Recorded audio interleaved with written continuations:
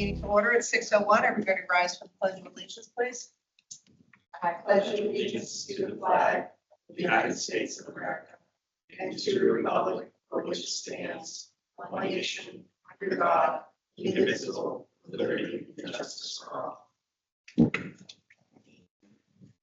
Welcome, everyone. First on the agenda is the acceptance of donations from ESS.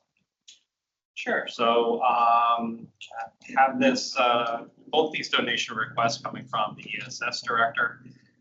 One is a donation in the amount of $500 to fund the ice cream truck for August's Upton Senior Center Barbecue. I'll talk more about that in my town manager report. The second is a donation from Kathleen Kelly to support the Upton Food Pantry. Just to make a note for Ms. Kelly, this is her second donation. She also donated $100 back. Nice, appreciate that. Any questions or comments? Do I hear a motion? Brett? Yes, I move that the select board vote pursuant to Mass General Law, Chapter 44, Section 53A, to accept the donation to the town of Upton Department of Elder and Social Services, the Upton Fire and EMS Association, in the amount of $500 to fund the ice cream truck at August's Upton Senior Center Barbecue. I'll second. All in favor? Aye, unanimous.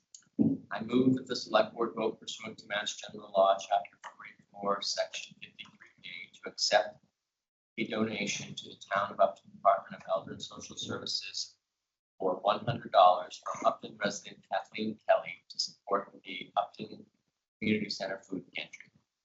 I'll second. All in favor? Aye. Unanimous. Thank you. And Thank you very thank much. you to both the fire department and Kathleen Kelly. Carol, you're up. Overview of the next steps with the HEROES Act. Welcome. Thank you. So I did bring, just in case you didn't, think I wanted to bring some. It's just a 2-page slide. Thank you. Okay, thank you. Welcome.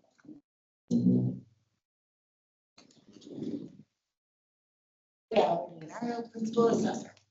So the HERO Act, otherwise known as Chapter 59, Section 22. Act. So we have adopted veterans with a 10% service-connected disability increase from $400 to $400 plus a cost of living adjustment determined by the Department of Revenue based on the Consumer Price Index. I checked today. This actually wasn't out yet when I checked earlier today. So I've used fiscal year 2025's COLA figure for the example. We will have the fiscal year 2026 tomorrow. So as of fiscal year 2025, we have 31 disabled veterans with a service-connected disability of 10 to 90%.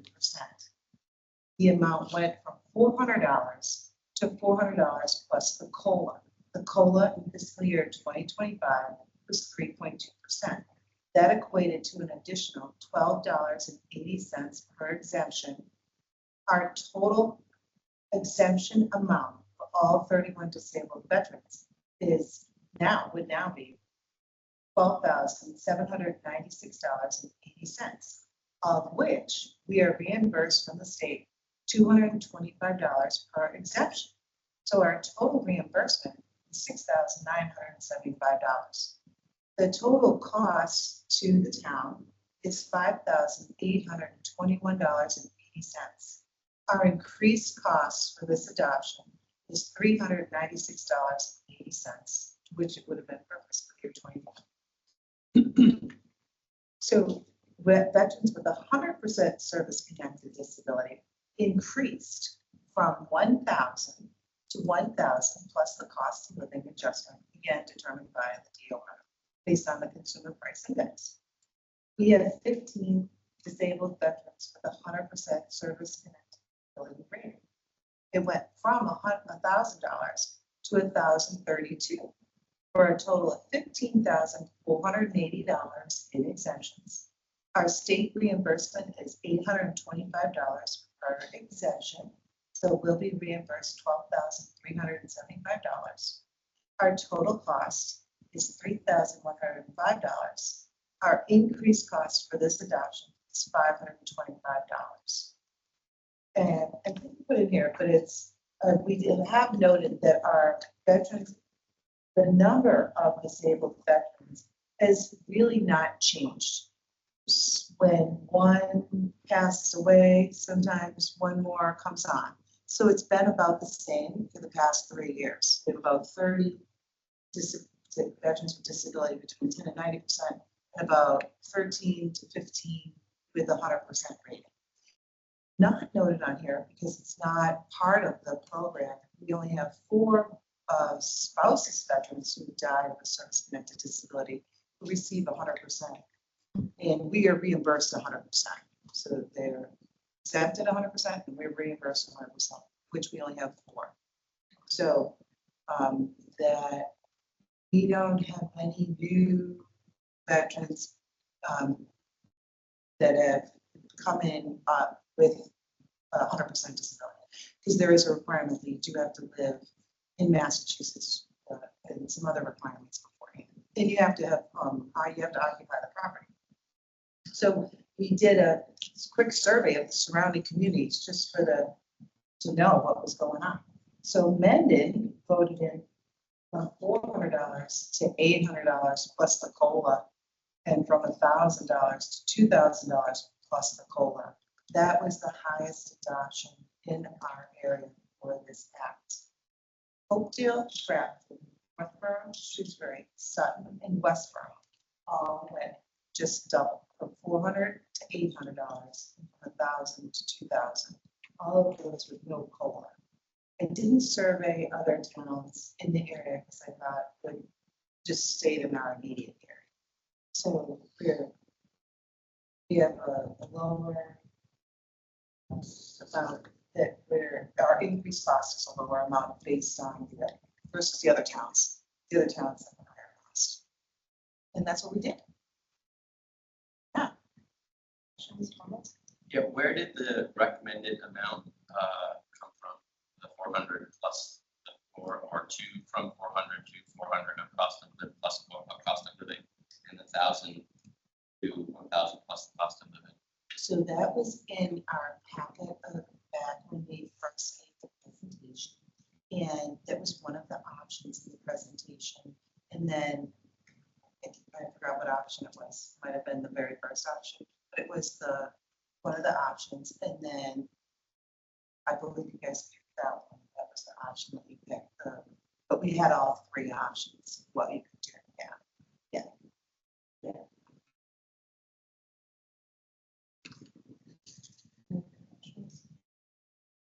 How many veterans in total did you say? 46. 15.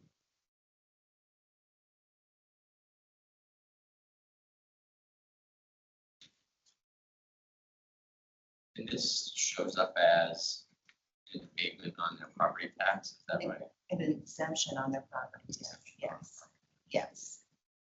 So we went to the 2,000.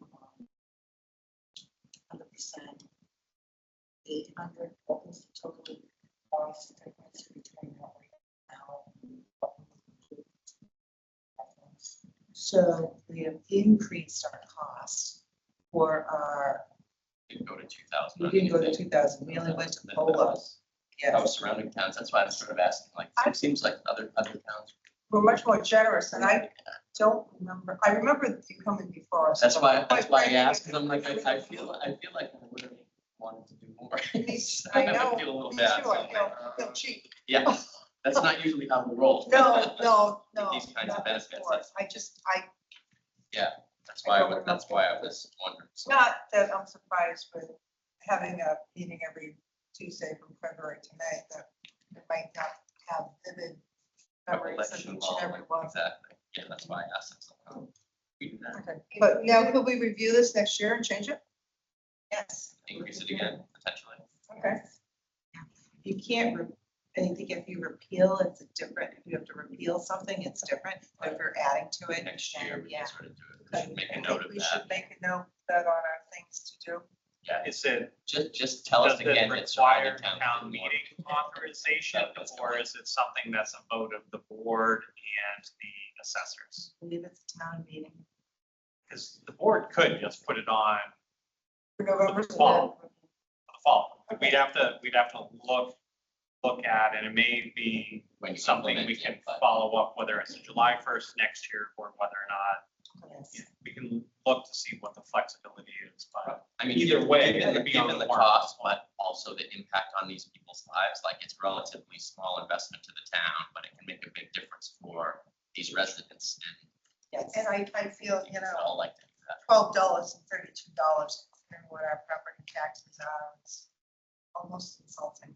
Right. So if we could put it on for November, and personally, I'd be more prone to do amend it than double it. Not the COLA. With the COLA or just? Yeah. Of COLAs. It's, I think doubling with the COLA I is think, my recommendation. But I just agree with Brett. If we went to the, 800 or 1,000. But the increased cost, is that spread out? Yes. It comes out of the overlay. Yeah. And that the state, even though they voted in the HERO Act, didn't change the state reimbursement amounts to the towns. So it's up to the towns to decide if we had we'll enough make up the cost difference. to make up the cost. Yes. That's how it's structured. But this is great for The now. people can decide, yeah, well, that's a new item for our November meeting. Yes. Thank you, Beth. Thank you. Thank you, Val, as always. Thank you. Sticking around too. It's hot out there. Next. The contract, the cemetery software. okay, so in your board's packet, as you may recall, a couple town meetings ago, we had approved funding with the request from the DPW director, facilities director, for putting our cemetery records onto an electronic computerized system. Over the last 6 months, we've had various meetings looking at vendors and looking at software options. And with the assistance from Ed Phillips, went through and developed specific criteria, what we're looking for. And Ed helped out and has really narrowed down a evaluation of 3 companies. And those 3 companies are in the memo that Ed had prepared for Dennis and myself, outlining the recommendation to go with CIMS as the vendor. You also then have their proposal looking for what this is going to do for us. And Dennis submitted a request to me, have it before the board for the board to authorize executing a contract with CIMS in the amount of $46,950 and to finalize necessary documentation, contractual documentation. There was a whole bunch of, so one of the things we were looking at was, is there some information that we could actually do ourselves, such as scanning in documents and basically uploading some of these things. And that's what Ed is actually helping us out with. The estimates originally were for a consultant to come in and digitize everything, basically take all the records. But that was also at a time when Dennis was newly sort of inserting himself at our encouragement and at our request into cemetery commission functions. And at that time, we really didn't have an idea of what we were looking at. Sure. We've now had a year and a half where basically you've worked with the cemetery commission, Glenn Fowler as well, really have been doing day-to-day operations of the cemetery commission. And so we now have a better understanding as far as the records, the database that's there, and also what some of our problem areas are. So knowing that system, knowing what we have for records allowed us to be a little bit more strategic in that software request.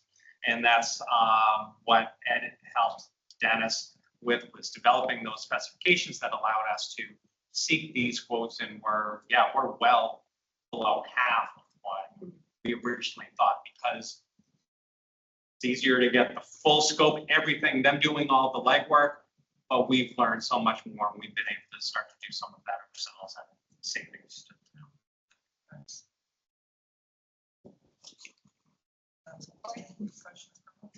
Oh, sounds great. Do I hear a motion?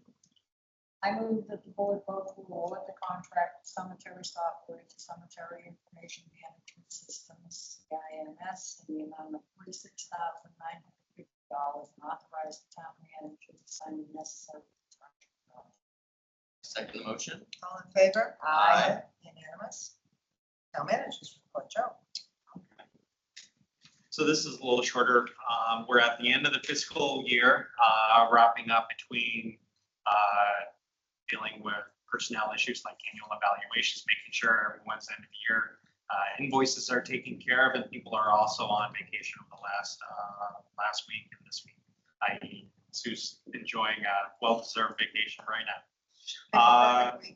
For the board, just letting you know, I'm also shifting around the monthly department head meetings. We're going to start meeting the second Tuesday of the month. What this will allow for is preparation and dissemination of the town manager report as part of the packet.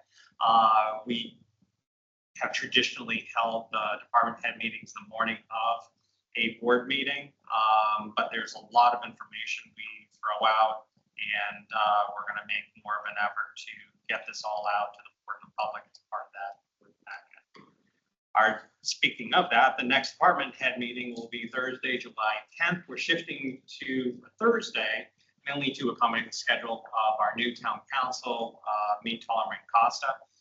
They're going to come meet with department head. We're going to have some sort of legal sessions before, legal sessions after, bringing them up to speed on various projects. This has been something that I've also been working with staff to finalize some of the work that KP has been doing, making sure that if we can wrap things up ASAP, get them to take care of it, and then identify, are we in a spot to transfer over to Eden Costa and Meet Tolerant Costa, MTC for short. As the board knows, we've already been in that transition with MTC helping us with some of the land acquisition assistance that we've been asking. DPW on our town website has published their annual drinking water quality report. This report has various tests our water for various substances, all required by EPA, so people can go to news and announcements for that. Also on the town's website, the news announcements, the spotted lanternfly. We actually had to, we were under an order from the Commonwealth to close Heritage Park last year.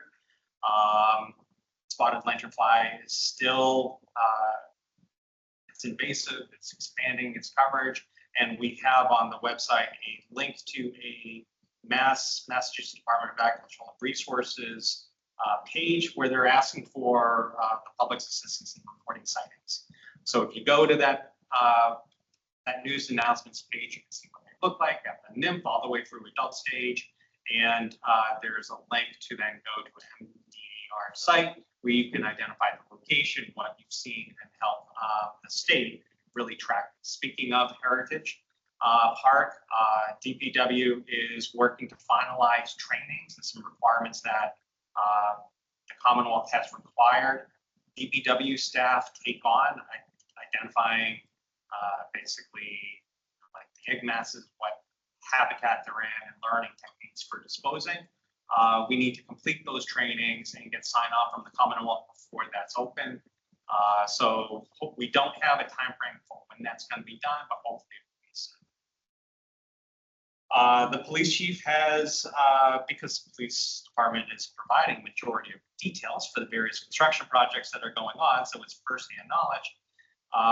They were given a start date for the paving of 140, the Milford Street portion, starting on Monday the 7th. So that's going to be top of the hill going out towards Hopedale, that section. We don't have a date for the other section. There's a lot more road work that's being done in Grafton. So they're probably starting on this easier side before going to the more complicated For the Elder and Social Services Department, now that we have 3 drivers, the department is resuming Monday transportation services. So that's something very needed in town.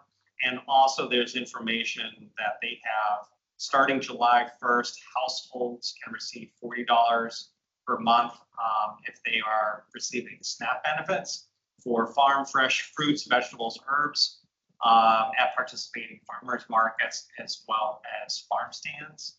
The most local one is actually Buckles in Northbridge. They have to participate in the state program.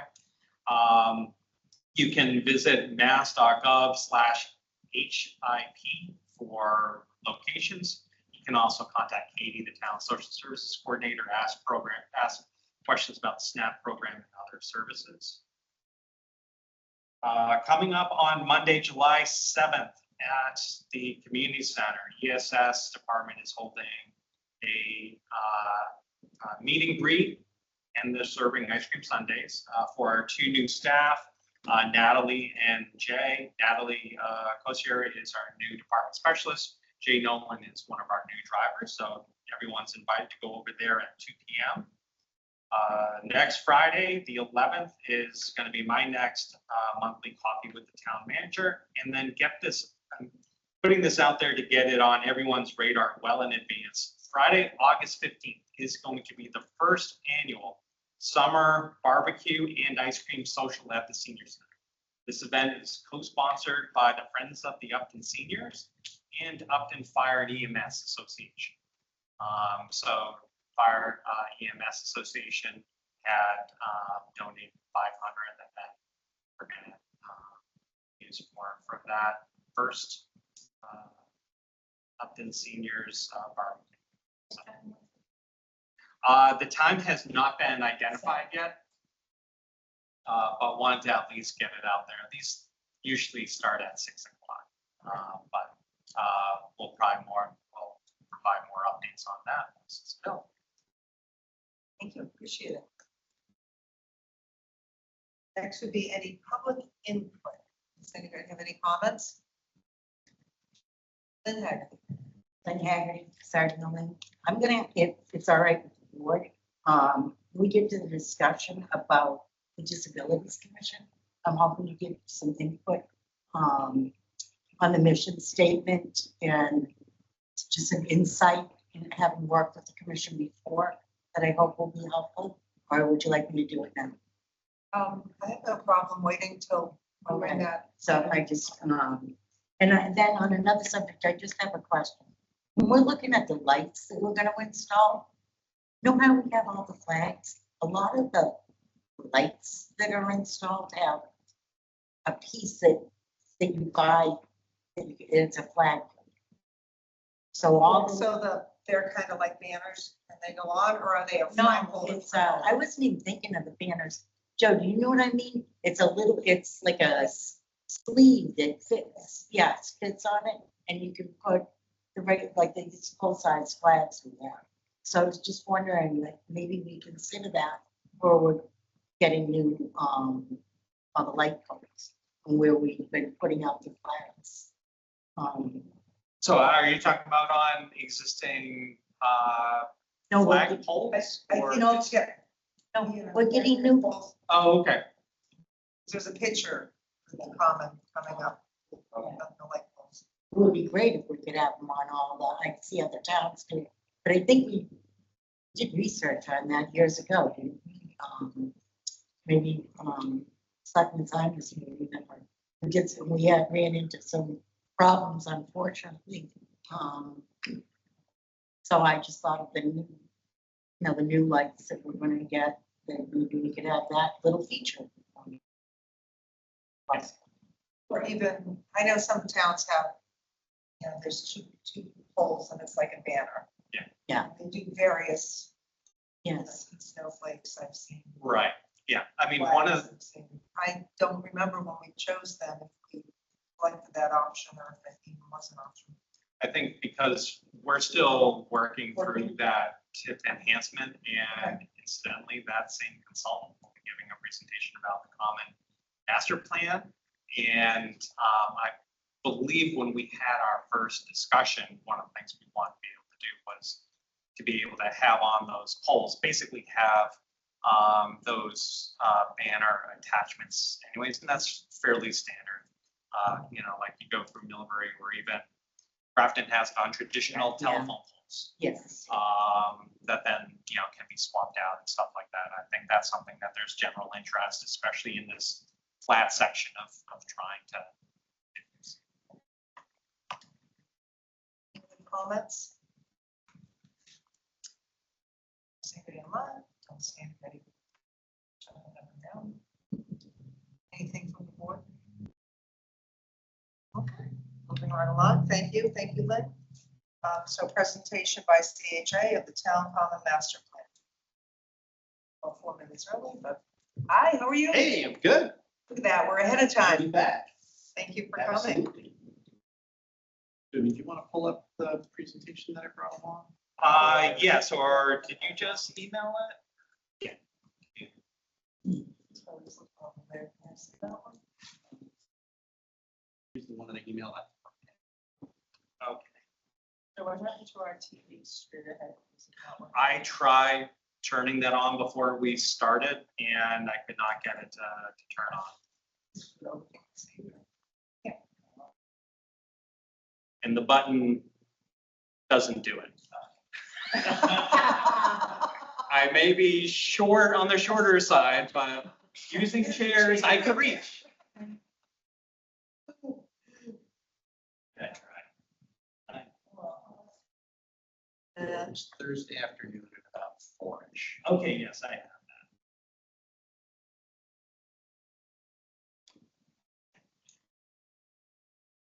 So as Joe was pulling that up, my name's Nicholas Schwartz. I am a principal landscape architect for CHA, for a multidisciplinary AE firm that the town has hired to do the Commons Master Plan and help out with envisioning what the streetscape could look like for the TIP project. So a couple months ago now, we were here in the big room downstairs, had a great turnout for a Commons Master Plan.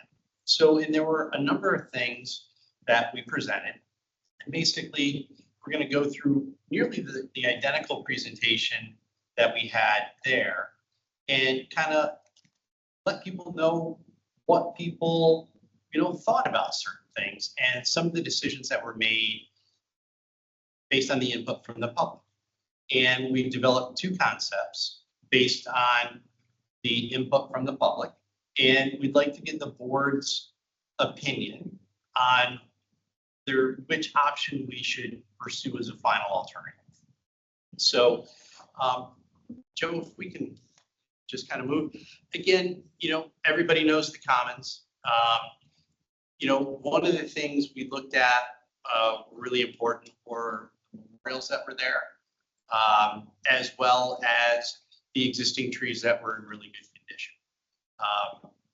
When we looked at the Commons Master Plan, we looked at it from the standpoint of what can we do now, but also how does it fit into the larger context of the TIP improvement project with the roundabout. So what you're going to see is, what we've kind of looked at as an overlay with the TIP, but realize that, as we move forward with the proposed improvements, those can go ahead of the TIP and still be connected to the existing network that you've got for streets and sidewalks, but also remain consistent once the TIP gets constructed. So if you want to go to the next one, Joe. Again, I think this is pretty interesting. So we had a lot of discussion at a previous board meeting about the type of light fixtures that were here. These were the ones that were selected. They're Spring City. They have a sharp cutoff on the top, and all of the light goes down below. So you can see a lot of those in Millbury and a couple other places. However, here we have a very sharp cutoff that is dark sky compliant for these fixtures. So if you want to hit the next one, Joe. Again, we had a healthy discussion about street trees and what does everybody want. I think the consensus from what we heard was if there's healthy trees that were there, great. However, you know, more open space, more programmed space would be very helpful in terms of the context of making the commons area more functional and more open, more inviting, and making sure that it had flexibility. So, you know, you'll see as we're going along, you know, maples and zelkovas were kind of the preferred choice if we were going to put in new trees.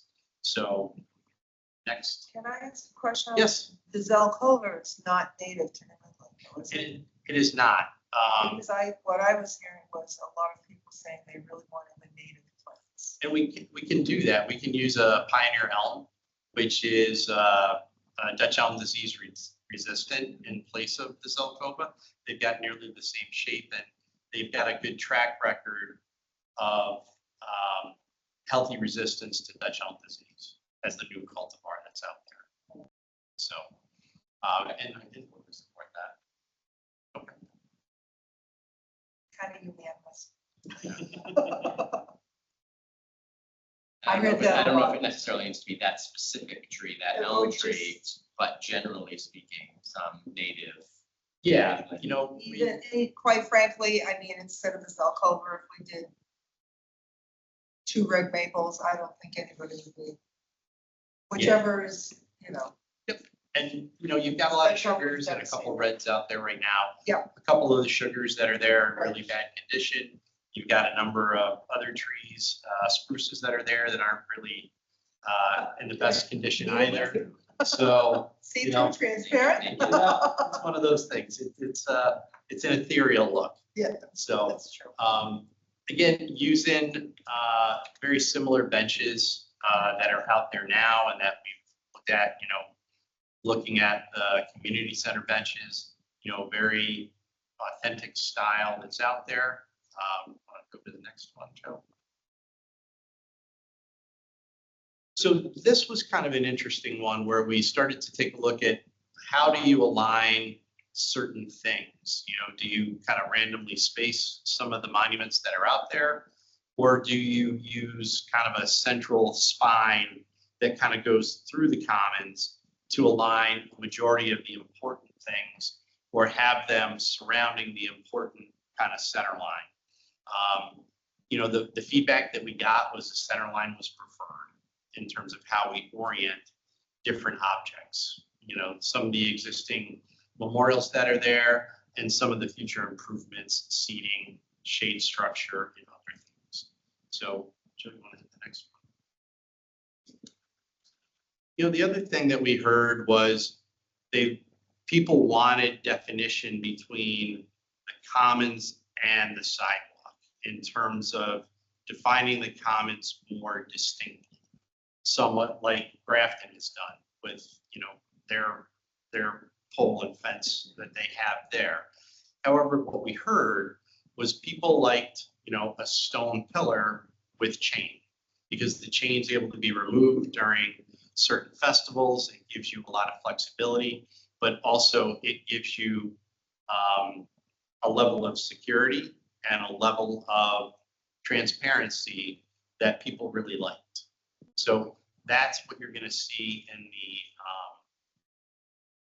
the updated concepts that we've got. A lot of people were concerned because it is close to the roundabout. It may slow the kids down if there's people on the common, just the pillars and the chains and put it wide open. Enough of a deterrent. Absolutely. You know, the one thing you said, We're like mine, Right. decided to hurl them. Right, but then with the option to pull it out. when you have big Exactly. events And you, well, and these roads are blocked off anyway, and it's. And not only that, but I think the stones and the chains are much longer lasting and less maintenance than. That's yep, and more it's, historic as well. yes, it's got a lot of historic precedent in the area for those. So the other thing that came about through a lot of discussions with people is shade. You know, people wanted a shade type structure, a gazebo, somewhere that made the common more inviting to be there. And when you're there, have somewhere to go if that was out of the sun. So, you know, we're going to look at the first concept that is coming up on the next page here. So this was one where, again, we've looked at aligning everything along a center spine, or, you know, mirroring things on a center spine. You can see the existing Civil War memorial is going to remain in its current location. And if you kind of strike an arc that kind of cuts through the middle, you'll see that very similarly, but in a different location, we've got the flagpole. And then we've got a gazebo.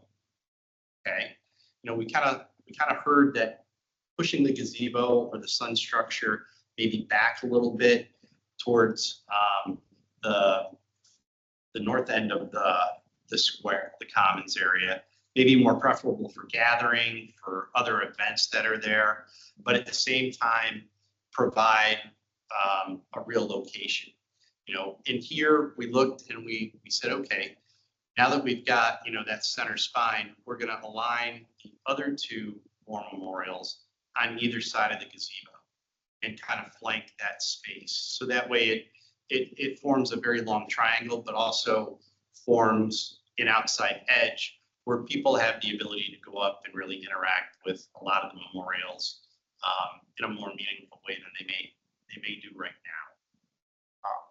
The other thing is the old water fountain that's there. We moved that back a little bit and kind of made that the centerpiece of a picnic area that's kind of back behind the gazebo, but also, you know, is very easy access to the pizza shop that's right on the corner, you know, and just generally it gives people a purpose for that kind of tucked away space. But we've also kept it very open. And then, you know, we've got sidewalk all around it and dedicated sidewalk all around it. Because, you know, right now you get cars that park in right next to the pizza shop, and it really isn't great defined access from a pedestrian way. The interesting thing about this concept is we went with more of a plaza concept. We heard that people wanted it open in the center, so we've created a lot of open area. But in this concept, we've got more plaza space than green space. You know, it's a little more functional. What is that like? What is that, Brown? It's basically a brick type paver or a unit paver that's pervious. So that way you don't have to worry about stormwater management. You get a lot of infiltration, but at the same time, it gives you kind of an overall feel and a little bit of purpose to the space for larger gatherings. So that's one concept. And, you know, here you can kind of see there's, I think we added 4 or 5 different street trees, but you can see the center is really usable. And, you know, if you can imagine just a lot of vendors ringing the edge for big events and even having concert areas, you know, from the bandstand, the gazebo bandstand there, you know, having, you know, a summer concert series there. I think that provides a unique opportunity for year-round access and integration in this location. Gives it maybe a little bit more purpose-driven area. So the next option is one where we took the same concept, but we also heard that people like the green space.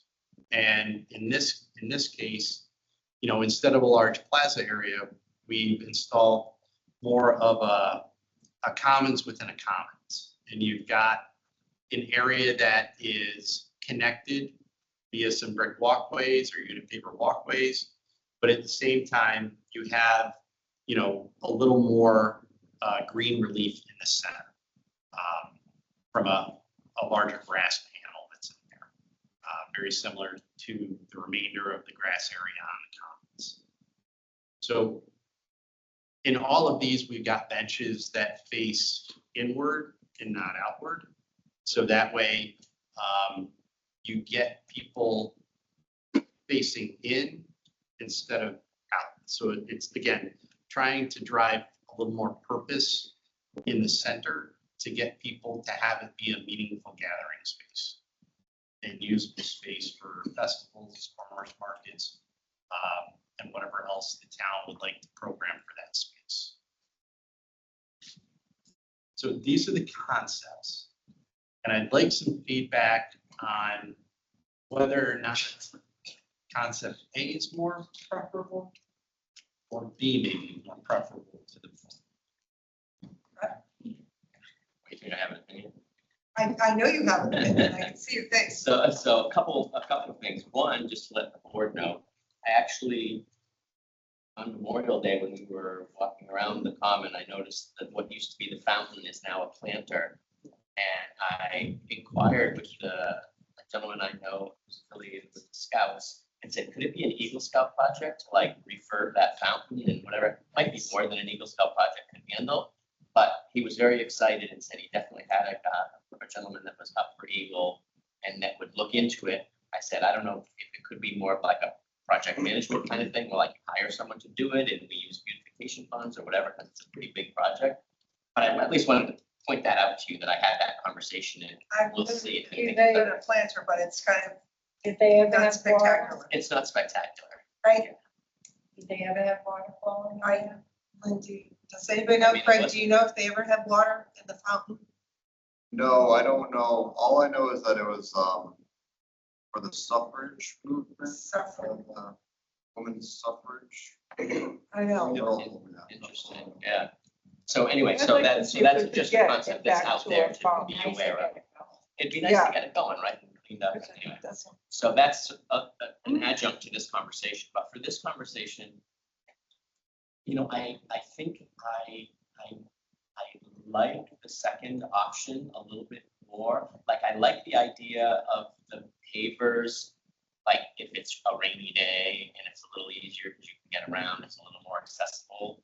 But general use, like I just picture people like, I always think of people like someone going to get pizza and subs with the kids and throwing a blanket down if they don't want to eat it. And, you know, you can't really throw a blanket down and have a picnic on the grass if there's pavers there, that could end up getting hot. And so I prefer the second option, but I mean, they're both beautiful. But the first option, there had all the papers. Got like, Market Day, Heritage Day, Memorial. Yeah, when we set the chairs up. Yeah. Um, I mean, we set the chairs up on the grass now and it works out okay. Sometimes they tickle. Sometimes it's, no, it's a trade-off, totally. Like, I I know. don't feel too strongly one way. So, or I the mean, other. quite frankly, I It'd be think great. honestly, even with the grass, I think, you know, if we did a concert series there, people could bring a lawn chair. Yeah, Yeah. camp chair or whatever, yeah. You know, I Yeah. think, I mean, they do it at the except beach, for right? Memorial Day, I think it'd be more of an informal type of Yeah. use. Anybody in the audience have any preference? Lynn? I think I liked, I don't know if I'm looking at it correctly. Maybe The brown would be was more- paved, the green would be grass. the brown will be paved. That looks more accessible to me, because we always want to have that consideration, accessibility all the way around to get to every feature. So that would be my comment, the Yeah.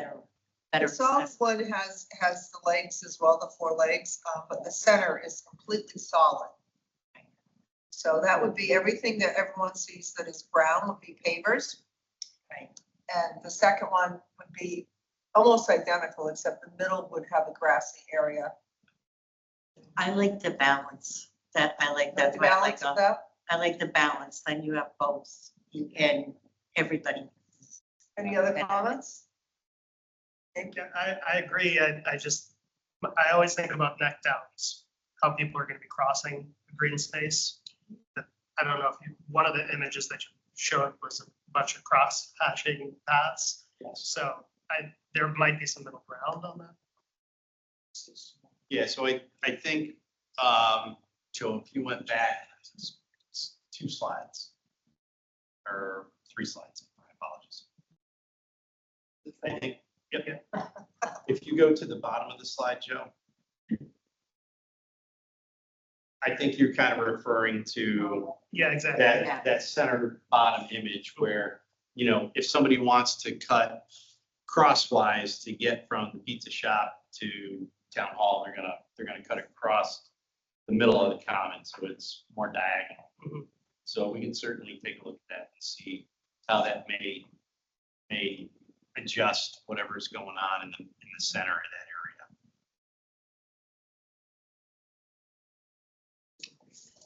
Yeah, I area. agree.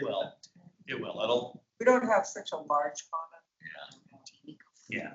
So, you know, while it's easy, I mean, from my perspective, if you want to keep it as a kind of a town common is historic, it goes way back to Old England. And if you put all of that paving looks okay. If you put that big piece of paving in, it doesn't really look like a town common anymore. It doesn't have that historic feel to it anymore. And I think that is a detriment to the town. John? Yeah, I'll agree to that. I was like, I like the idea of like brickwork to evoke an old world feel, but like a whole brick square like that in a common, I'm thinking of it's just, it just doesn't work. Like when I think of it in other old European cities, you've always got roads connecting into the squares, and that's, well, it's obviously a common. So, and with people cutting across grass, it's always like something you can plan in the future. It's like people make desire paths, it's where they gotta go. And then maybe at some point in the future, you could have those paved as well. Basically was saying, I like this. So if my numbers are right, that's the winner. Yeah. and that's what I thought you'd all pick. I Well, do, I you like this. got our number, which makes me It's feel good. very, very good. One thing I noticed that I have never noticed before is when I look at the lighting, the existing lighting, those giant big round bulbs, Up front? In front of town hall. they've never bothered me until I looked at this. Oh, they bothered me. Are you kidding me? They bothered me. All I could think never of was noticed we them. look like Looks a like. police department, you know, I was Right. thinking round, Right. like, and if you So weren't from my- town, you'd be like, oh, I need help, I'm going in the So my police department. follow-up is, can we change them to be consistent with the new ones? Yeah. So that we have one style I of light? think one of the things that, Yeah. I think it And was then mentioned. I'm like, where's that ugly light? Oh, wait, there's 2 of them right in front. those lights primarily, you know, illuminate the crosswalk. Yeah. I mean, it's all over the place, but Yeah. one of the main benefits is that because the crosswalk has so little lighting, Yes. they really illuminate that. And by But we all having know the they don't do a additional, spectacular job. by having other lighting that then is focused in on that crosswalk. Yeah. Here, you could do that because then still with the dark sky compliant fixtures, you're focusing that light down on the stairs. Exactly, and I'm wondering too, Joe, if we just needed to change the top. Because the poles, we went consistently with the bottom of the pole, so maybe we just need, I think the same Poles are thing. okay. It's just Poles are okay, I think we could just put the caps. You can like save us a we few did with bucks dark on sky, changing up the top, but otherwise. You know? Yeah, it's one of those things. We can look to see who the manufacturer is and see if they're Yeah. compatible Right. but with this pole with the future fixture.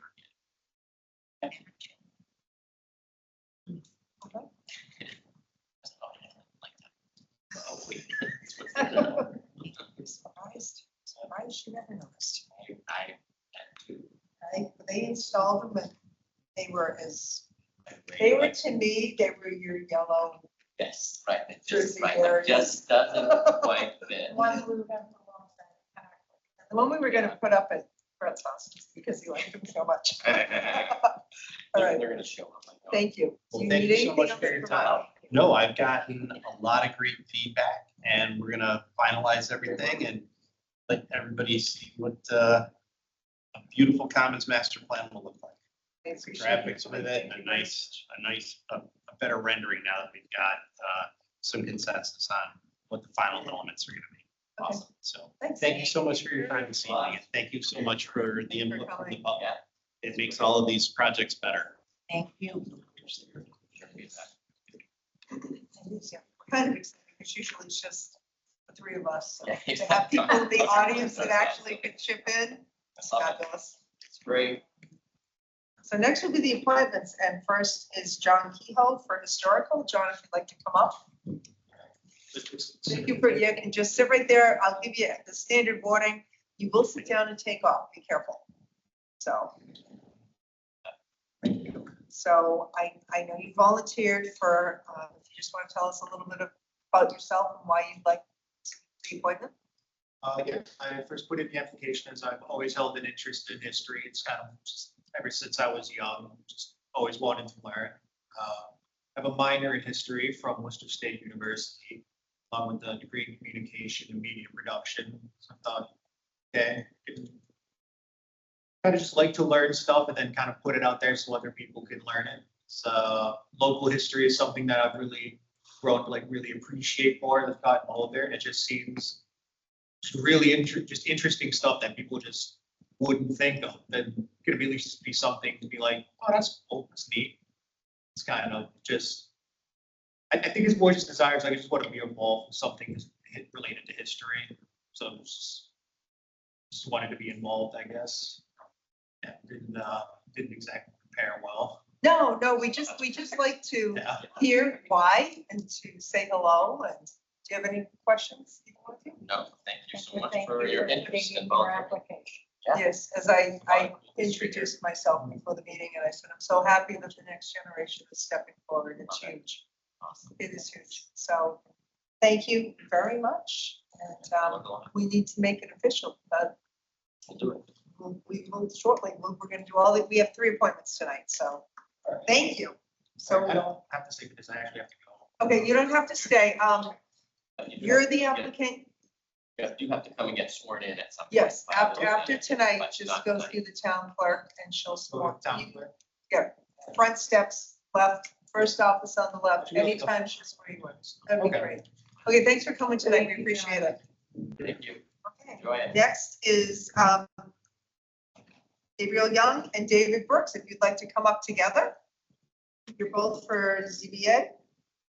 And we'll take you, Gabriel, you're listed first. Nice to meet you. Nice to meet you too. If you just want to explain why you'd be interested, we'd love to hear it. Yeah, absolutely. I'm Gabriel Young. I have an undergrad from Harvard Extension School in social sciences. Going back to school, likely for psychology soon. And yeah, we moved, my wife and I moved to town about 2022, April 2022. Laura might know actually. And but since we moved in, Laura specifically has given us a lot of great insight in renovations on our house. And the first interaction I had with the town government was when we were purchasing the house. We had to get a special permit for our in-law suite that was grandfathered in after we bought her house. So yeah, at that point, everybody was really friendly and just made a big difference in us deciding to purchase here. I do have my construction supervisor license as well. So as far as development is concerned, I want to get involved. I want to see the town develop. And I think that we're poised in a good area to, I wouldn't have moved here if I didn't think so. And see the town continue to develop responsibly, and especially with the laws changing with accessory apartments and everything, there's a lot to consider. Just interested in seeing how it goes. Questions or comments? And David, you're well known to us, but Well, I'm what's your interest? out of committees right now, but that's not the main reason. As I work on the EDC, where I've been trying to help focus bringing the town forward gently so it doesn't break its infrastructure, and frequent visits to the planning board, where I understand the need for preservation of the soul of the town, this all seems to come to a nexus in the CBA. So I think both having seen all sides of the arguments and stood on one side or the other, I think that is a great place to help to affect the combination of bringing it forward without breaking the spirit of the town. I have great admiration for Dan Lewis, and I've been to a couple of the meetings. So I'd like to basically continue what I've been doing to help the town. Appreciate both of you applying. Love our volunteers. Anyone else you know you wanna? You still have lots more positions. There may be some conflicts because I'm married to the Affordable Housing Trust. but- No. So, okay, Okay, any questions? Nope. Great. Thank you. Okay, do I hear a motion? Sure. I move that the select board vote to appoint the following as members to the boards and committees as follows. John Kehoe to the Historical Commission as a regular member for a 3-year term. David Brooks to the Zoning Board of Appeals as an associate member for a 2-year term. And Gabriel Young to the Zoning Board of Appeals as an associate member for a 2-year term. Second. All in favor? Aye. Unanimous, congratulations. Thank you. And as you heard us tell John, anytime after tonight, you can come into town hall, see Denise, our town clerk, and she'll swear you in. Right. Okay, great, thank Thanks you. so Thanks much. for your volunteers. I keep getting back to do the ethics training, so I can do that now. Yeah. Well, certainly can do that, Very yes. Okay. Next is Habitat for Humanity, 28 Hartford Ave North. Michael, how are you? Good, how are you? Thanks. Mike Ethanol, Town Planner, Director of Land Use and Special Services. I believe joining us online is Hank Rauch from Habitat for Humanity. If there's any questions about their interests and their work that they're going to be doing, things of that nature. I think this is Kathy here. Kathy Robertson was supposed to join us today, but she must have got held up.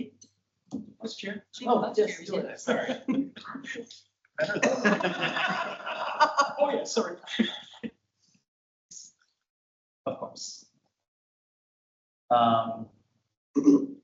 So the reason this is before you tonight is there was information in your packet. There was a cover letter that's kind of explains the history of this project, kind of leading up to today, obviously. So a town meeting approved CPA funds of $160,000 for basically the purpose of this project here tonight.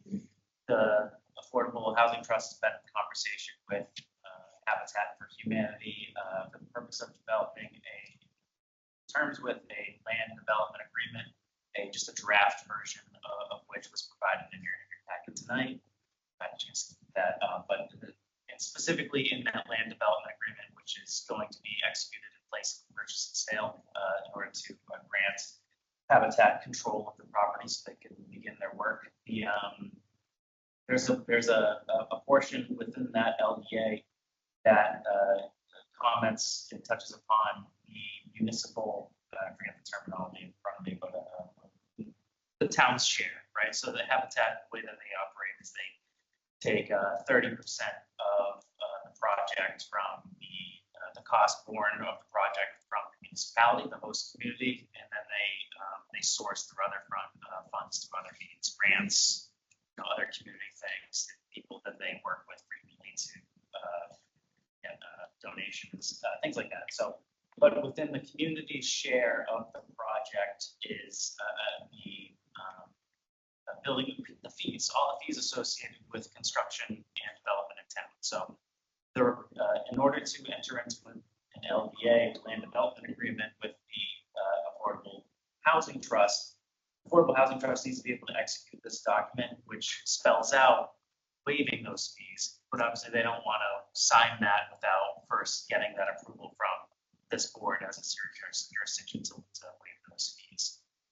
So in my materials that I provided to you tonight, there's just an estimate of up to $3,575 that will account for basically the building permit fees. That's just an estimate at this time based on what Habitat has provided as their anticipated hard costs, which is somewhere around $314,000, which would translate to what they ultimately file for a building permit. And then I just pulled from a similarly sized building to compare the building fee cost. And so That building fee, which I think was like a 1,700 square foot home, was around $3,500 as a local building fee. $75 just represents the demolition fee. You see that I struck out, there was a reference to sewer and water connections. I spoke with Dennis Westgate, indicated that he does not anticipate that there would be any fee assessed anyway, because there's already hookup at that location, but that's what that represents for you tonight. Tonight I would be asking again on behalf of the Affordable Housing Trust, two of whom are already here with me in the room, and Habitat for Humanity to waive those fees associated with the project. And I would assume that if for some reason it escalates beyond that fee, due to cost escalation, we would come back before the board to answer that. But I don't anticipate that at this time. Questions, comments? Oh, sounds great. It's a small piece of the puzzle and we're happy to contribute. Exactly. Especially because of its intended use. Yep. So do I hear a motion? I move that the board, go ahead. Because you're a member of the Housing Trust? I don't really think that would have an impact, but out of excess caution, I just would You want to recommend. release yourself? Yeah. Okay. I move that the board vote to waive the building permit fees for the demolition and construction of an affordable housing unit as requested by the Affordable Housing Trust. I second it. Roll call vote. Brett Simon's aye. Laura have I. And Maureen Fennell is abstaining. Okay, thank you. Thank you. Congratulations. Thank you. Thanks, Hank. Michael, I think you're right back because we have acceptance of deeds for 12 Stoddard Street in Claflin Farm. Why didn't you get up? Fine, I'll do it. Well, it was, when I came up the stairs, it was incredibly hot. I hope your office wasn't that hot all day.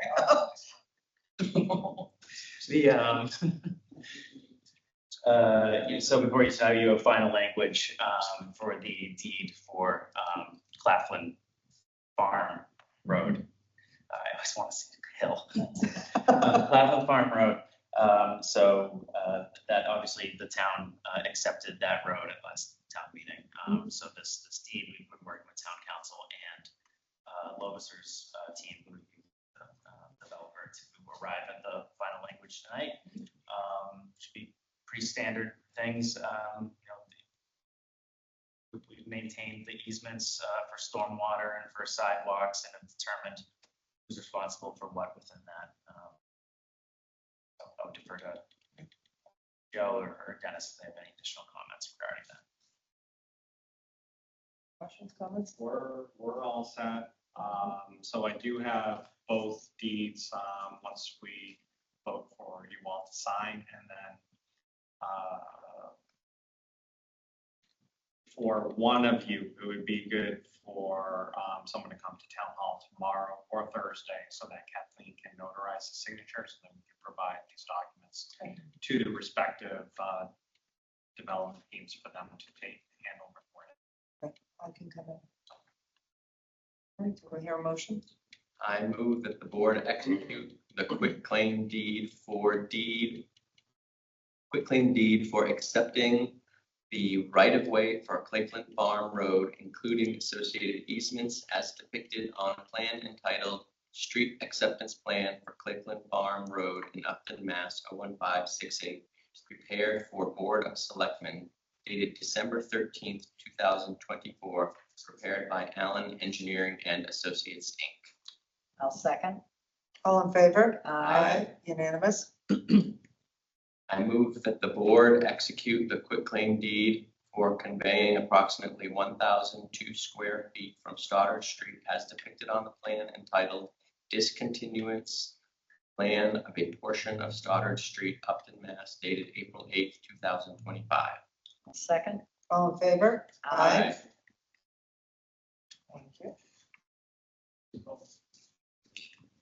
So I'll wait till tomorrow to sign, correct?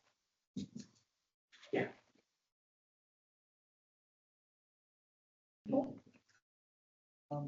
Community message board discussion and permitting.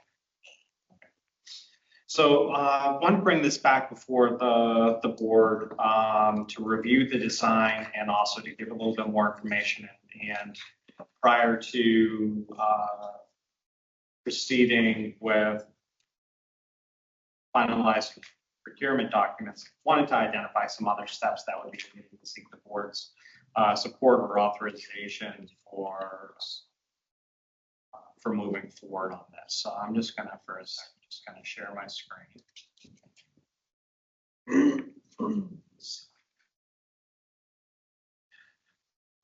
So the board may recall from previous meetings as well as the presentation that was given at fall town meeting that this is a design that was developed by Sunshine Sign for replacing the message board outside of town hall. They came up with a design that was in some ways sort of reflective of a historic character and includes a LED electronic sign that is essentially 48 inches by 96.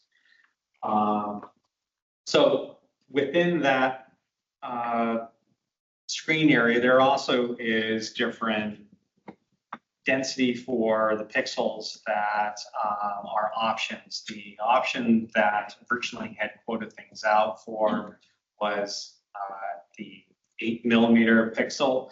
The thought for that was that given the roundabout that's being proposed, given the new sidewalks that's coming around the system, the roundabout, that having something of a smaller pixel density may look better to the public and viewing eye compared to the 10mm, which is the closest example is actually what's in Whitensville Center. So that's a little bit bigger. When you're up close, you see those individual pixels. When you're across the street, they sort of blend together. But there is a cost savings, and it's not an insignificant cost savings. So on the next slide, I had identified what, I'm going to zoom it up so that people can see. You are talking about difference of a little over $3,000 between the two. You do have much larger pixel size coming in at almost 20.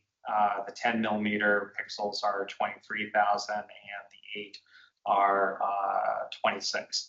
I should note that from my perspective and also in discussions with the board, this is not to display images. This is not to display pictures. It is really to just display text, similar to what we currently do with the letters, i.e., as we heard the rumbling, and I got a warning that we are going to have thunderstorm. We don't want our town clerk going out in a thunderstorm, rain events, snow, changing letters for events. And this would allow for us to electronically from within town hall access. So they on the exact in the exact same location here on the screen, you can see an overlay of the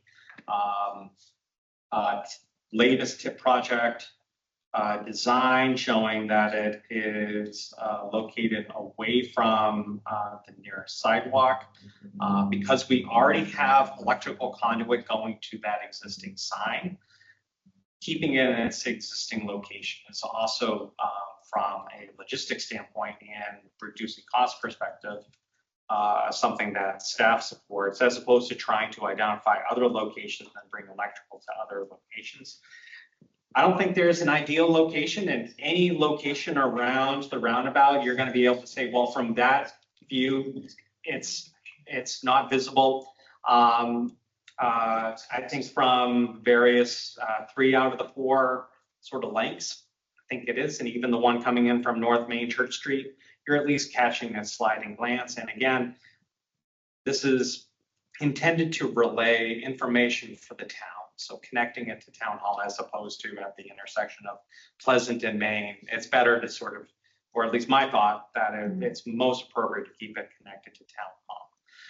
Within the board's packet, I did include a electronic signboard policy that Northbridge adopted. And one of the things, and this is what I would be recommending, is that their sign turns off from 10 p.m. to 6 a.m. Anyone that's coming through at that midnight, they may not be paying attention to whether or not there's volunteer opportunities on the website. And especially given comments at special town meeting when we brought this, there was question as far as, was this going to produce glare? Was it going to be automatically turned off? Northbridge's policy identified a preference for town events, nonprofits, and realistically, it's not a bad model to follow. I included their design and also their quote, so that at least you could see sort of what our nearest neighbor who had this done, what it cost, what their design was. So in talking with Mike Antonellis on what is needed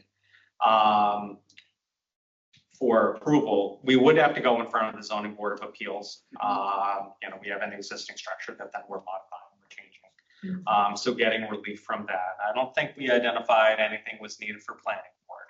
Oh, correct. Yeah. So because that would be receiving from the ZBA a special permit, that would require a public hearing. So that's why I want to make sure all this information is out there in the public, and pulling things together so that we can submit an application and get feedback from the ZBA on this. Once we get those things, then Sunshine Sign is on the state bid list. They have a contract that we can utilize that's already been produced by the state. That's what Northbridge did for their sign, because they were already on the state contract. So the other thing is that we did talk about approaching the men's club, because that sign was originally installed with a donation from the men's club. So wanted to talk to the board about also approaching them, but until we had sort of a let's go from the board, start getting these things taken care of. I held off from making a formal request to the men's club. Have you spoken to Sunshine about the fact that we're not going to be doing graphics? It's pretty much just going to be print, the preferred pixel? No, but what we can do is we can arrange for the board, if you think this would be beneficial, we can arrange for them to bring it's almost like a little trailer on the back of a truck that shows the little density. Because it's only text, it really comes down to what we think looks best. The smaller pixels makes it a little bit more clearer.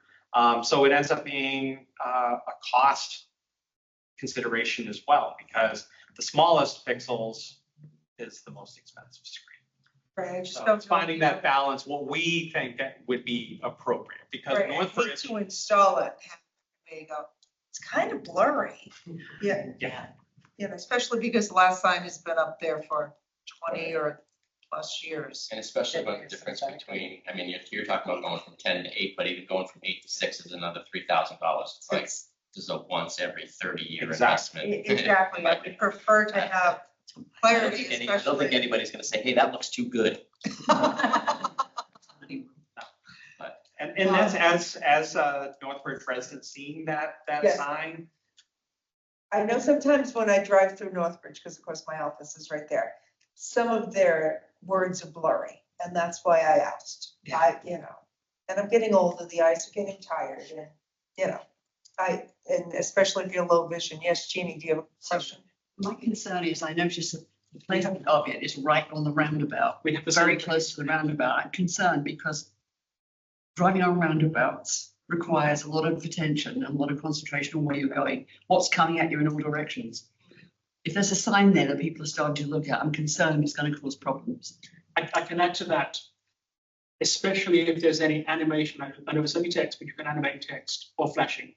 That's so distracting. So It's going to be, Has to be- the only difference between the sign that's there now and this one is it will be electronic, and we will be able to put the notices out from the town hall versus letter by letter by letter.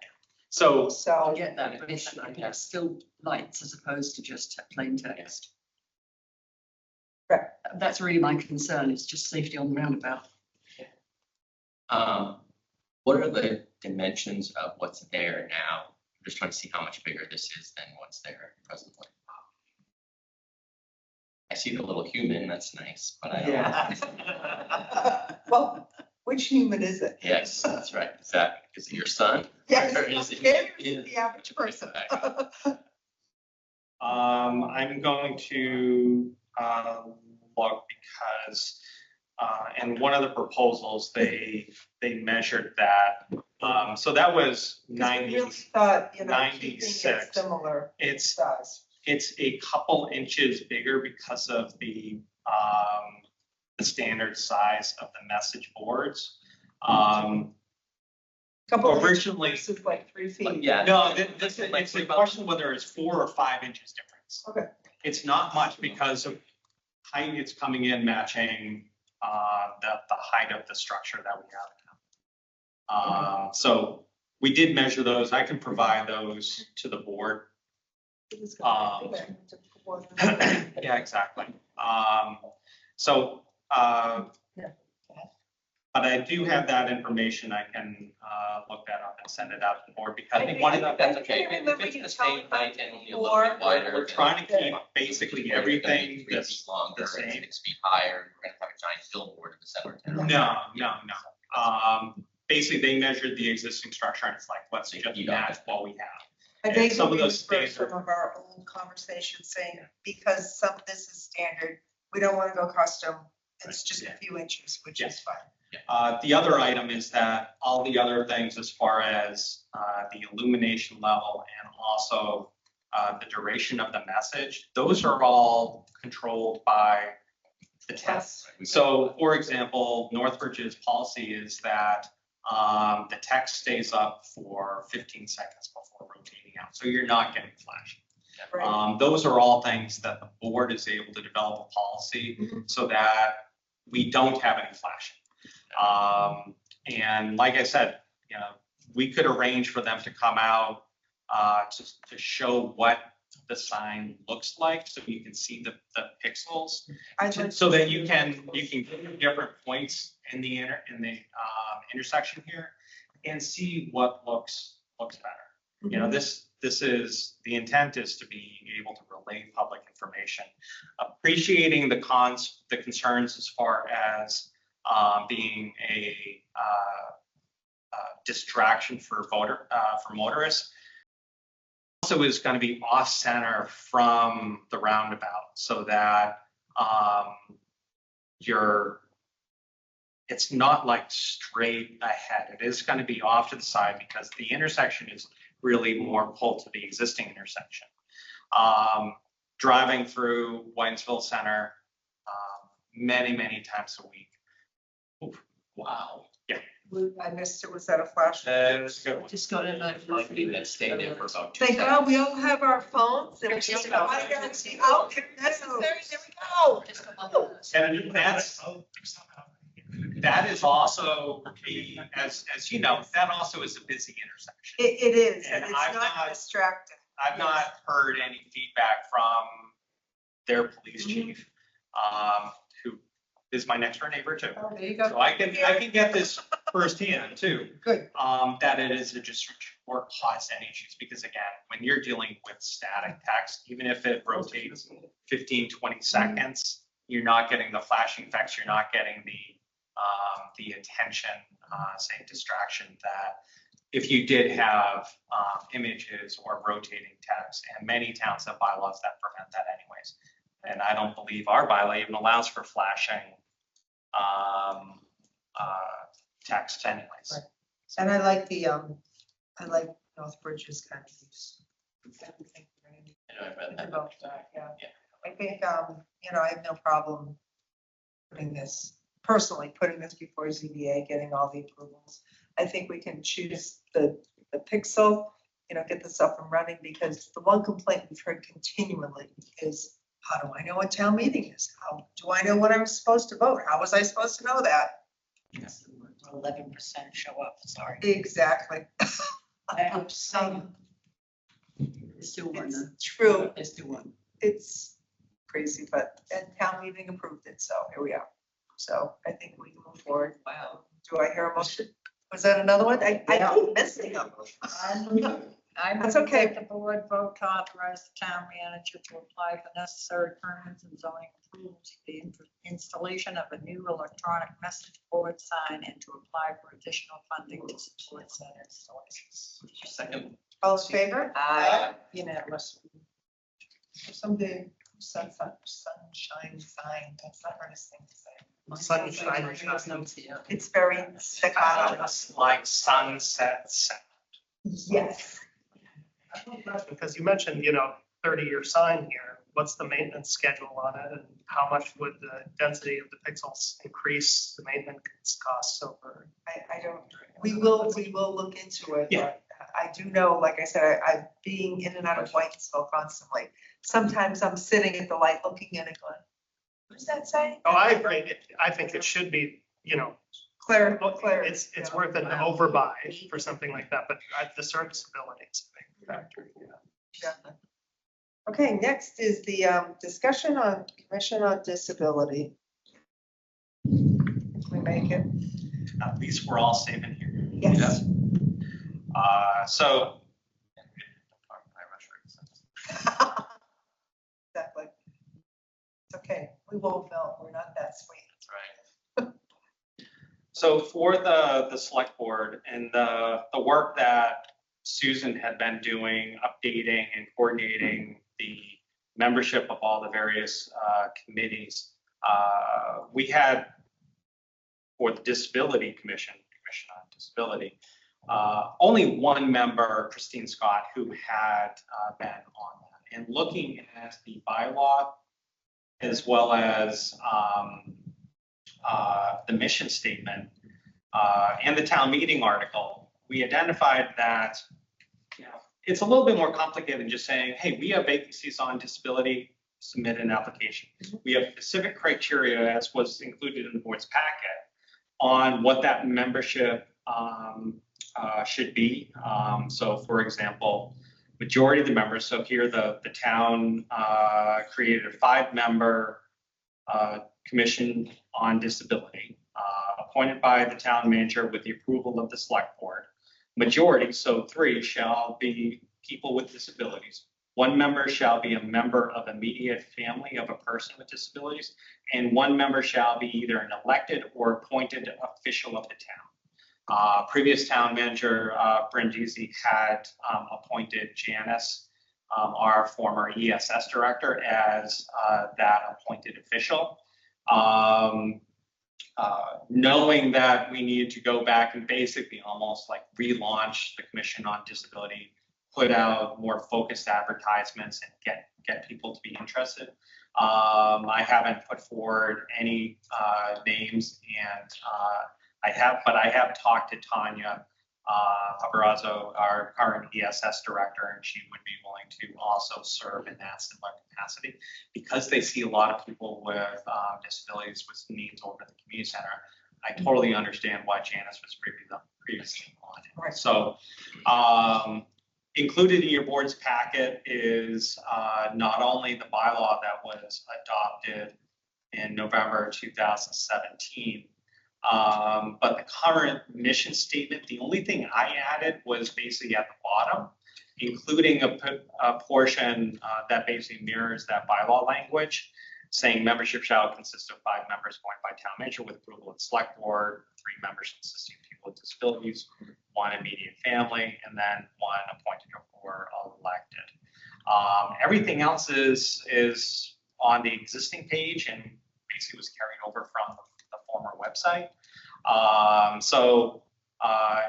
And sort of doing a relaunch, wanted to get and also this is something Sue and I are working on for a lot of the committees that were created where we don't find a clear mission statement or even like duration of the term of the committee. We want to bring these back in front of the board to get the board's input on reviewing to sort of put on the website. So wanted to bring this in front of the board for notifying you of these changes that we're looking at making, so that I can then do a relaunch of the Commission on Disability. I have a question. The majority of 3 members shall consist of people with disability. Is that, I think that's why we've had problems getting people on the board. Could that read with a disability or a family member thereof? Because I know, you know, having worked respite care in my younger years, sometimes it's the family members that know the challenges versus that particular. I mean, preferably would be 3 people with a disability, but if we didn't have 3 people come forward and we had somebody come forward and say, I have a disabled child, I would love to be on it because there is no access to X, Y, and Z. I'd hate to limit to one person. So if we could just, you know, kind of, I don't know if it's possible because it's a bylaw, if we'd have to do a bylaw change. Town meetings. Town meeting's coming up in November. but, The you know, warrant is so going to be it's open been, in a month. you know, people with, so 4 members of people with a disability or with a family member with a disability. And then we have the elected person. We may get a more vibrant group because that's been our issue. Nobody has come forward. Lynn? I have some input to Lynn Haggerty. As you all know, I advocate for everybody with disabilities. And when we started in 2017 with the commission, I attended most of the meetings, and I'd recommend, first of all, to all of you that you have 7 members, because making a quorum was, I don't know how many meetings had to be rescheduled, or months you didn't have them. There was no way you met the quota of at least having 10 meetings in a year.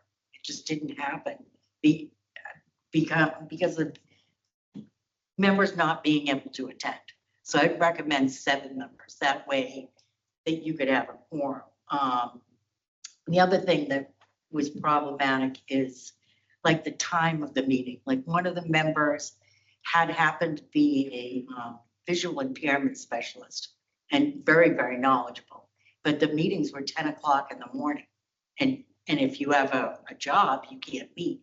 And on top of that, the committee, a disabilities commission is the only commission under the law when we're not meeting remotely that can meet remotely. They voted against meeting remotely and wanted to meet in person.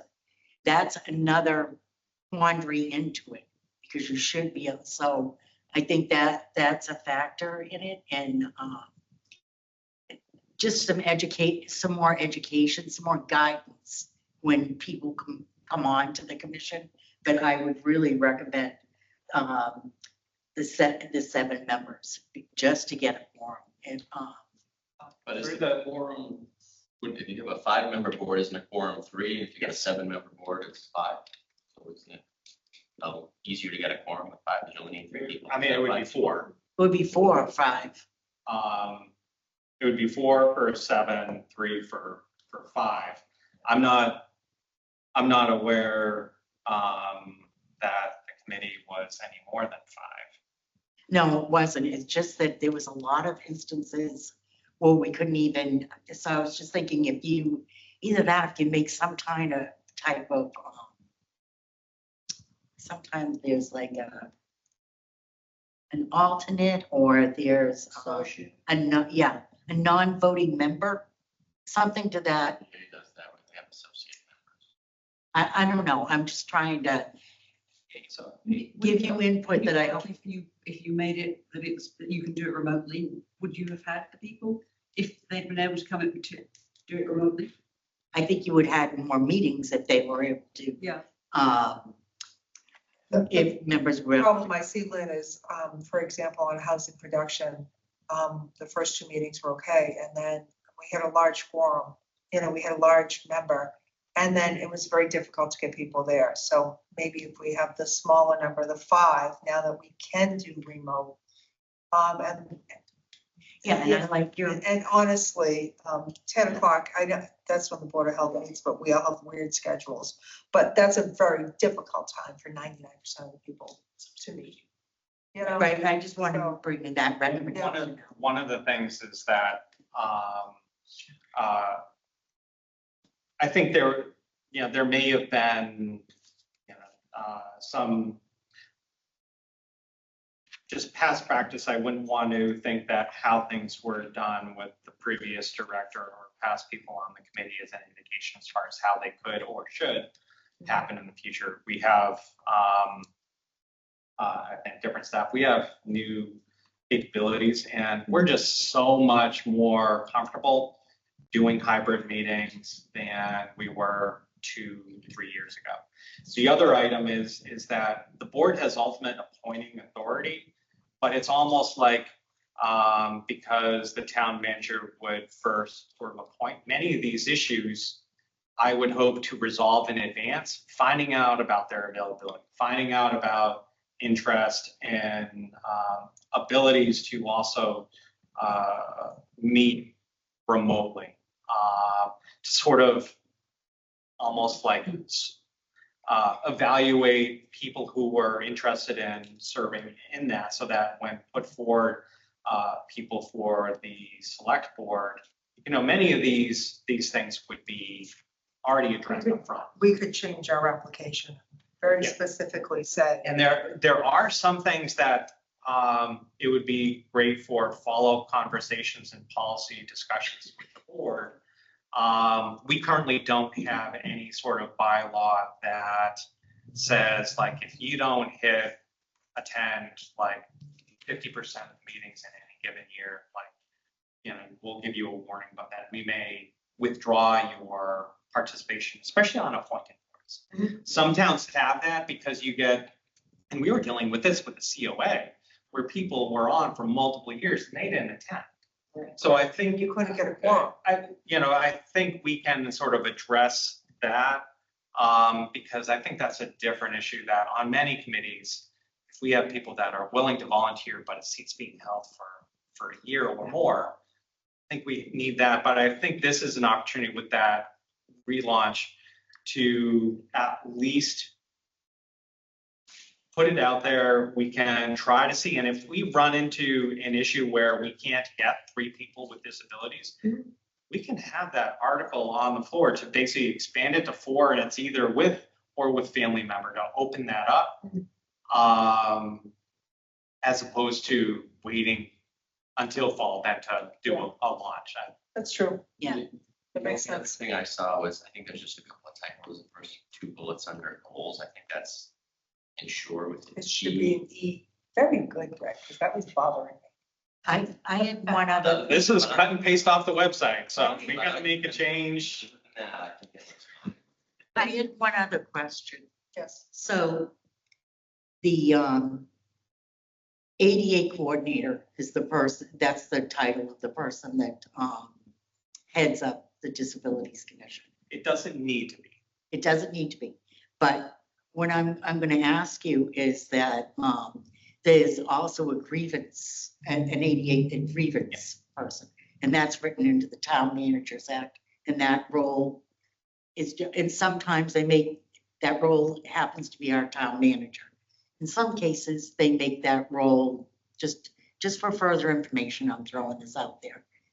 One person has so the ADA coordinator that we have would be the grievance person as well. Because they're familiar with everything that's more familiar on everything that's going on, so to speak. So I just wanted to give you that information, throw out whatever information I had from the past and from what I see, hope to be helpful. That's all. You're always helpful, and we appreciate it. Discussion, comments, questions? And here, Do I hear a motion? I move the board vote in charge of the Commission on Disability. I second the motion. All in favor? Aye. Unanimous. And application for the use of town common 140 Arts Collaborative. So the Arts Collaborative submitted 2 more requests, one for August 23rd and one for October 25th. As of Heritage Day in September, they would be in attendance, and they said they were gonna skip that. So I have that in the packet for consideration. And then also just wanted to sort of throw out that with October, I would assume that then they're done for outdoor art in the winter unless it's snow angels, if we get snow on the common. But if there were similar requests, whether or not the board wanted to designate the town manager to approve similar timing and scope and future events that are similar in timing, scope, and attendance, since each of these is basically the same, and or we can just bring them as they come. Just bring them as they come before. Yeah. Cool, Sounds good. we have that. Yep. Okay. Do I hear a motion? I move that the board vote to authorize the town manager to execute the application for the use of the town common on Saturday, August 23rd and October 25th from 10 a.m.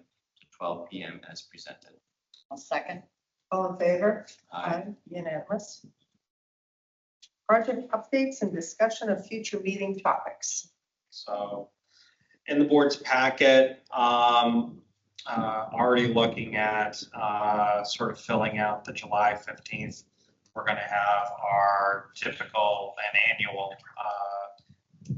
joint session with FinCom year-end transfers.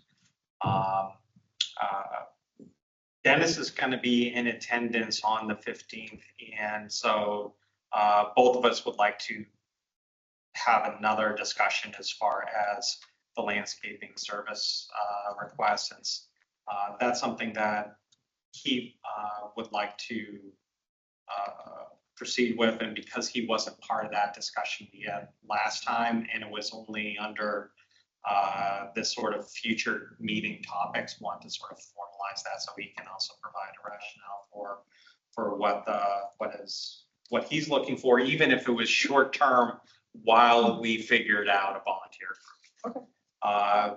15th also we have the water and sewer rate hearing, and on the 15th, and this is one of the main reasons why Dennis would be here, is that talking with Duca Architects, Criterion Architects, they're spending time not only assessing the exterior but also the interior.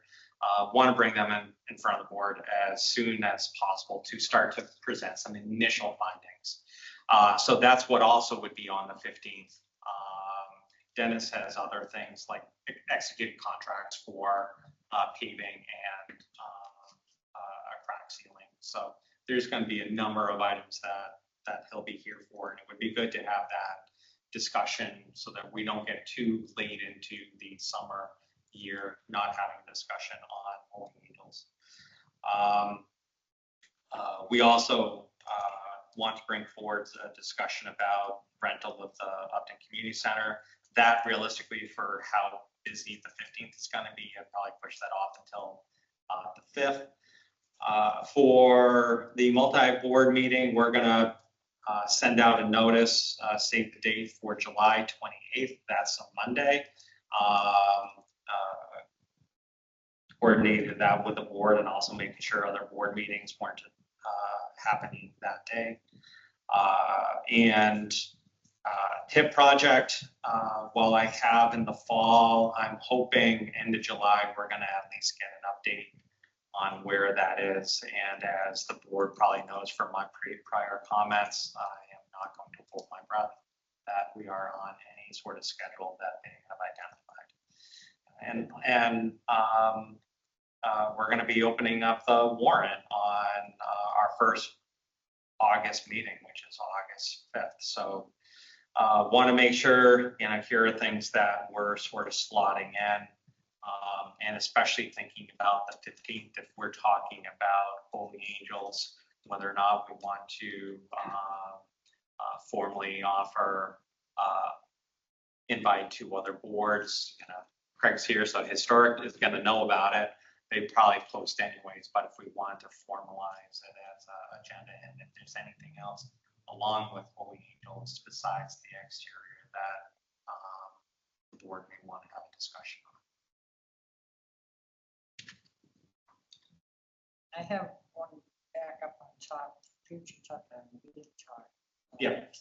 What is the one review of recommended edits to town meeting act legislation? So we've gotten comments back from the legislature, and they're looking for the town to sign off on edits. I have those in track changes. So I need to identify when we're going to review it and also send it out to the board so that you can see it. I'd like to see it sooner rather than. Warning, it is a lot of red. I'm not surprised. Very little content, just they stylistically like what they like. So Am I gonna twitch? you are going to twitch. We might need to restrain you. Need to put oxygen in the room. Yeah. I figured, But I, like you said, I'd like to get it Yeah. sooner than later. yeah, especially if I need to twitch, I'll twitch at home. Yeah, That's a little bad thing, come in. exactly. I do know lawyers do know zero about grammar. Okay, and just like we spoke tonight, if we can add the, talking about the HEROES Act and the change. Yep. Schedule that in, I don't want that to fall through the cracks. Yeah. Great. Anything else? Hot to trot 5K road race. That's right. I must be looking at the. Must be looking at the old version. All right, looking at the old version, what can I say? Race application, Hot to Trot 5K Tri-County Regional Chamber. We have the application in our packet. The motion is here. Anything else you want to say about that, Joe? It's our annual race. It's going to occur Saturday, July 26th. Bump this up, we'll have to reaffirm our vote tonight on the 15th, but if there was any need for any changes or making sure that they can get the word out, that's why I have it in front of the board tonight rather than waiting for the 15th. Do I hear any questions, comments? Nope. It's an annual thing. Yep. Do I hear a motion? I move the select board vote to approve the road race application for the Hot to Trot 5K road race submitted by Tri-County Regional Chamber of Commerce to be held on Saturday, July 26th, 2025 at 8 a.m. I'll second. All in favor? Aye. Unanimous? You want to do that? What? The hot to trot 5K. What, do you want to see? I have told people, if you see me running, you kill whatever's changing. There's something very wrong. I have very bad knees. If you see me running, there is a major issue. Like the bear that we've seen all over town is hot on my heels. Okay? Anything else? Nope. Can I ask a question, please? Yes. It's personal, but I applied for a reappointment to the Affordable Housing Trust, but I haven't heard anything yet. So has that happened, or is it not happening, or what? I've heard nothing. No email, no nothing. That means, Oh, yeah. We have been, honestly, Jeannie, we have been reconfiguring everything because it was very kind of helter-skelter. And so we have been working on streamlining it with Sue and Joe. You should have been, but I can't remember. I certainly didn't receive it. So one night we did a whole, Oh, we did the but, Yeah, I'm selectmen, looking- liaisons for the selectmen. That no, but was- we did some of the other appointments of one of the previous meetings. Yeah. I just don't remember what we did. Thank you for bringing that to our attention. We'll follow up. We will follow up personally with you and have an answer if we don't have one tonight. No, we voted on June 3rd to reappoint Jeannie. Should I have got an email or something? I didn't. No, but you didn't get an email? Got nothing. Okay, Typically, we don't email everyone that they were reappointed. Reappointed. Yeah. right. We ask if they would like to Yeah, be right. reappointed, and then we vote on that reappointment. Okay. That might be a nice courtesy. It might be, It might be nice to let people know that we didn't put you off. Because that we were asked to email in our, whether we wanted to do it or not, so it'd be nice to get an email back. So I need to come and do this. Because, yes. I think you probably do. You can, Yeah. that's. I mean, I spent an hour doing the ethics training. I didn't want to do that for nothing. The only problem with the ethics training is instead of reading it now, you have to listen to them talk at you. Yeah. And that is my pet peeve. I turned know the sound everything's off. going on video, it's, It is. I can read I didn't faster. listen. To me, it's ignorant. I turned the sound off. And if you I put another turned the window, sound off and read it. if you It put doesn't another go window, fast enough for the way I read. if you let it run in the background and put a window on top of it, it pauses. It detects that. Anyway, I spent an hour doing it. It Okay, was so boring. do I hear a motion to adjourn? So boring. So moved. Second. All in favor? Aye. So Yeah. legit. 8:45? Do we have a list of everybody? Yeah, 7:45.